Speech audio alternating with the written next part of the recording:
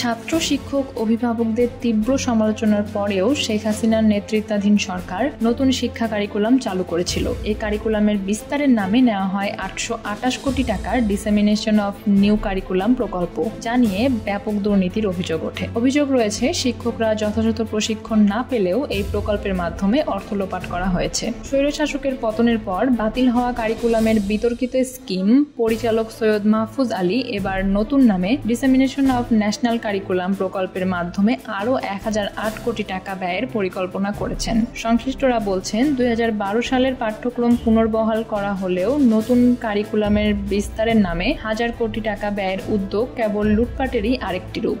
নতুন প্রকল্পের খসড়ায় জেলা ও উপজেলা পর্যায়ের প্রশিক্ষক, মাধ্যমিক পর্যায়ের শিক্ষক, শিক্ষা কর্মকর্তাদের প্রশিক্ষণ, আবাসিক প্রশিক্ষণ এবং শিক্ষা মন্ত্রণালয় ও অধিদপ্তরের কর্মকর্তাদের ওরিয়েন্টেশনের নামে বড় অঙ্কের বরাদ্দ রাখা হয়েছে।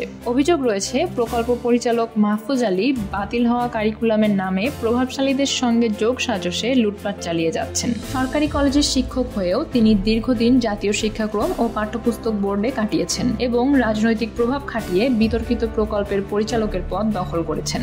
আগের কারিকুলাম বাতিল হলেও এই প্রকল্পের 12 কর্মকর্তা ও 7 কর্মচারীর কার্যত কোনো কাজ নেই, অথচ তাদের বেতন বাবদ প্রতি মাসে লাখ লাখ টাকা ব্যয় হচ্ছে। শিক্ষাবিদরা বলছেন কাজ না থাকায় তাদের সরকারি কলেজে পদায়ন করা উচিত। শিক্ষক নেতা অধ্যক্ষ সেলিম ভুইয়া বলেন, আওয়ামী লীগের আমলে বিতর্কিত কারিকুলামের নামে কোটি কোটি টাকা লুটপাট হয়েছে, অথচ দায়ী ব্যক্তিরা বহাল তবিয়তে আছেন। স্কিম পরিচালক মাহফুজ আলী দাবি করেন 2026 সালে নতুন কারিকুলাম কার্যকর হবে এবং এই প্রকল্প তার প্রস্তুতির অংশ। তবে শিক্ষা উপদেষ্টা ওয়াহিদ উদ্দিন মাহমুদ জানিয়েছেন এ খাতে লুটপাট ও অর্থ অপচয়ের তদন্ত করা হবে এবং নতুন কোনো ব্যয়ের সুযোগ নেই।